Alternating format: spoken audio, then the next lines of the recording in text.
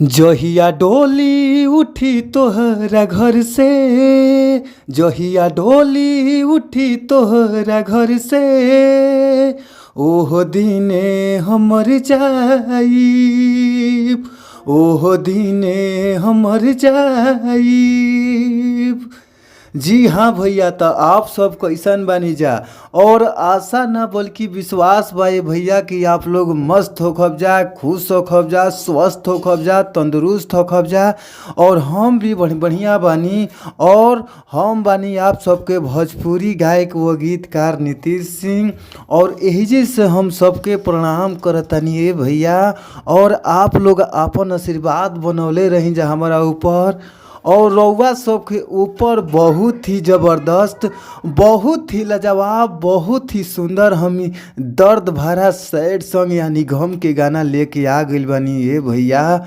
और आशा ना बल्कि विश्वास बा कि अगर इस सॉन्ग के रउआ सब अच्छा से गा देतनी जा, अच्छा से म्यूजिक बनवा के अगर स्टूडियो में अच्छा से रउआ सब रिकॉर्ड करवा देतनी जा, तो हमारा पूरा भरोसा बा भैया कि सॉन्ग आप लोग के बीच में ज़रूर बाजी। तो आप लोग अच्छा गावतनी जा, अच्छा बजावतनी जा। रउआ सबके अच्छा मेटर नइखे मिल पावते भैया।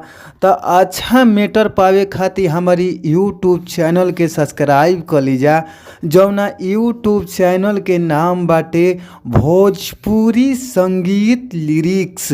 तो ए भैया हमारी यूट्यूब चैनल के सब्सक्राइब कर लीजा और घंटी के बेल आइकन दबा लीजा ए भैया।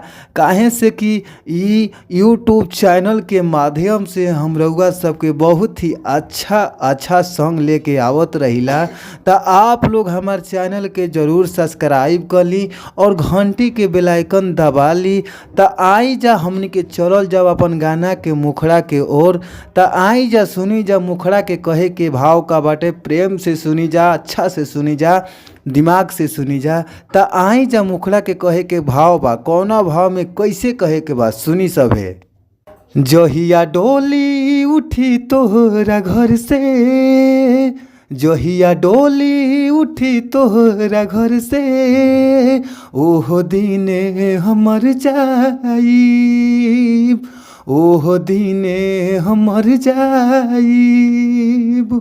तुहर याद के दिल में बसैले, तुहर याद के दिल में बसैले, धन क तगिया में जर जाइब, धन क तगिया में जर जाइब।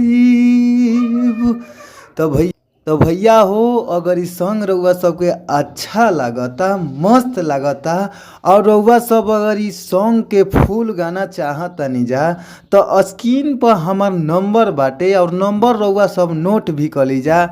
हमार नंबर बाटे 98-350-77-203। एक बार और हमार नंबर नोट कर लीजा ये भैया, 98-350-77-203। तो आप लोग हमार नंबर पर ज़रूर संपर्क करी जाए भैया। और संपर्क कैला के बाद आप लोग के बहुत ही कम से कम चार्ज में सॉन्ग मिल जाई। तो आप लोग ज़रूर कॉल करी। तो अब फिर मिलल जी अगला वीडियो में। थैंक यू सो मच, धन्यवाद, बाय बाय।